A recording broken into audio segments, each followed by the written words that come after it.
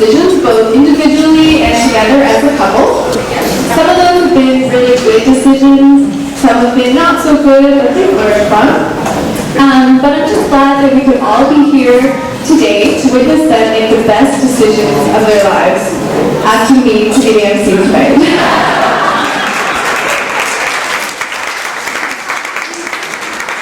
No.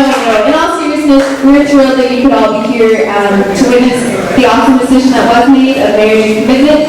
And so tonight we're going to celebrate. And those of you who know Andrew and myself well know that Andrew is much more the natural MC in the family. And so preparing for today, I thought, what would Andrew do? But all I could think of was a lot of puns. Hi everyone. I've been looking forward to this day for a while, seeing my little sister get married. But if I'm being honest, I haven't really been looking forward to this moment when I have to give a speech. I'm very nervous, so bear with me. I'm more nervous than I thought. Okay. After Karyn finished university, she moved to Newfoundland for work. It was a big decision to move away from family and friends, but she went where the work was. I wasn't very happy when she moved away, but now I see there was a greater purpose since she met Andrew while she was living there. We all thought that she might pick up a Newfie accent, but instead she picked up a Newfie.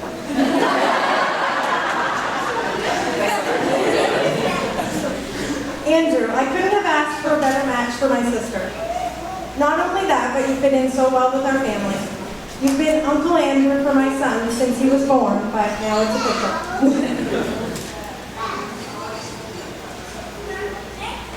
Every time that I sat down to write this speech, which was many times, I couldn't find the right words to say about my sister, so I finally turned to my trusted friend, Google. Here's what I found.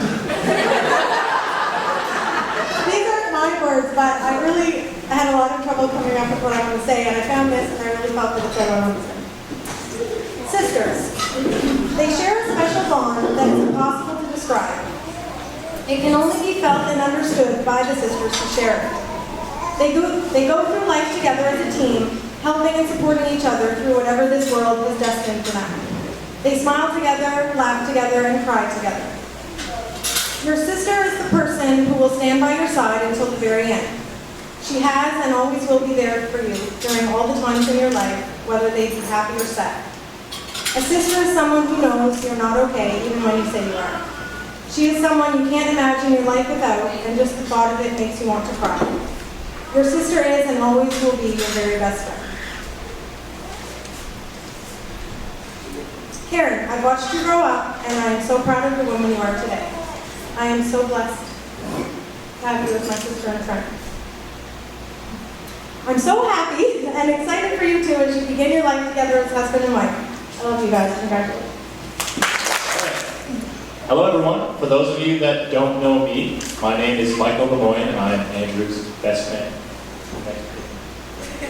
I'll begin by sharing how my brother Mark and I first met Andrew. My family and I moved from Ottawa to St. John's, Newfoundland in August 2006. And I know Laura touched on this a bit, but we'll go into a bit more detail. Having attended West End Baptist Church many years prior, my mother wanted our family to get involved there. Mom wasted no time in getting my brother and I enrolled in the youth group at West End. As a 16-year-old moving to a brand new area and a brand new church, I was welcome to the idea of meeting some new guys and hang out with.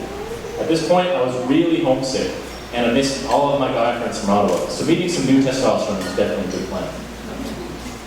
My first Sunday at West End went pretty well, and as soon as the church service was over, I walked over to where all of the youth group were hanging out at the front of the church, hoping to meet some new people. On the trot over, I searched among the small crowd, and I saw girls. I'm not exaggerating when I say that all I saw were ladies. Now, this wasn't necessarily a bad thing, but up to this point, I was used to only hanging with guys, looking at girls awkwardly from a distance. But anyways, there were just girls at the front of the church, about 8 of them. But as soon as I got a bit closer, looked a bit more carefully,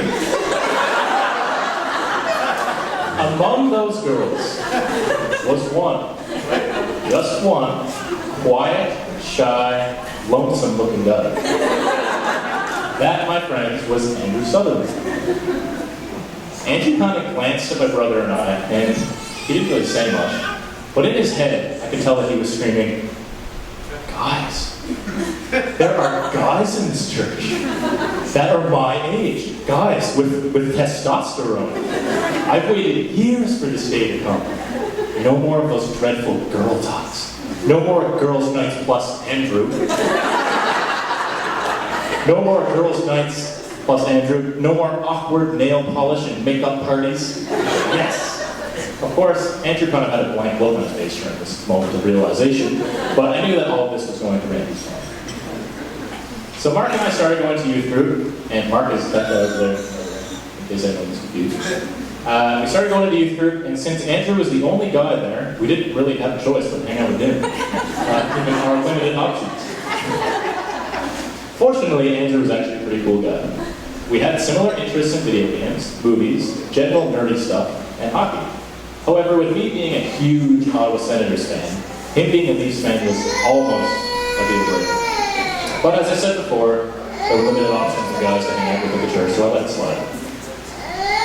Andrew and I became better friends through bonding on church trips to YC, which is a youth conference that takes place every Thanksgiving in Newfoundland, with several Christian bands and speakers.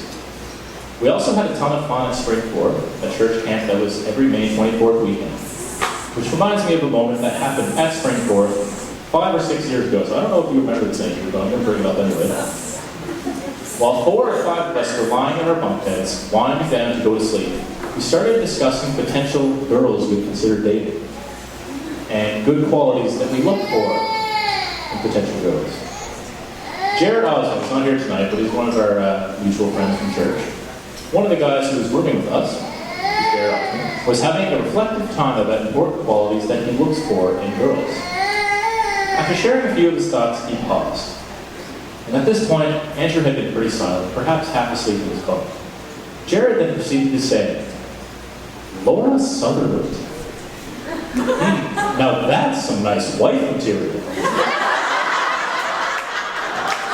Andrew shot up, snatched up his shoe from the floor, and winked as hard as he could. We laughed for a good long time about it. So, Andrew's got their back, Laura. Andrew's got their back. Andrew and I have been hanging out for a long time. We would frequently have gaming nights, go on huge losing streaks playing NHL video games against other people, play card games, and do various other nerdy things that he couldn't do with others before Mark and I arrived. Him and I also had good times watching the 2010 Canadian Olympic men's hockey team win gold. And this was actually the only time I actually cheered for the same team. And we even had a great time co-hosting a church talent show together. With Andrew, of course, doing most of the work, planning and making up all the witty jokes. Something, for those of you that know Andrew, comes pretty naturally to him. Of course, the jokes are usually funny only like 1 every 10 times. It's the effort that counts. Karyn, you snatched up a great guy in Andrew. He's sincere, witty, and thoughtful. And I still remember one year at Springport when, after a very reflective evening session, Andrew came up to me and said, "Mike, I just want you to know that I really appreciate having you as a friend." And I expected some sort of punchline or something, but Andrew just genuinely wanted me to know that. It actually struck me pretty hard. So I just wanted to say that Andrew is a fantastic guy, and I'm certain that he will love and cherish you, Karyn, just as much as he loves and cherishes his comic collection, his video games, and weapons and armor in Skyrim. Maybe even more so. Also, once you two are living married life, please let Andrew play at least 5 or 6 hours of video games a night.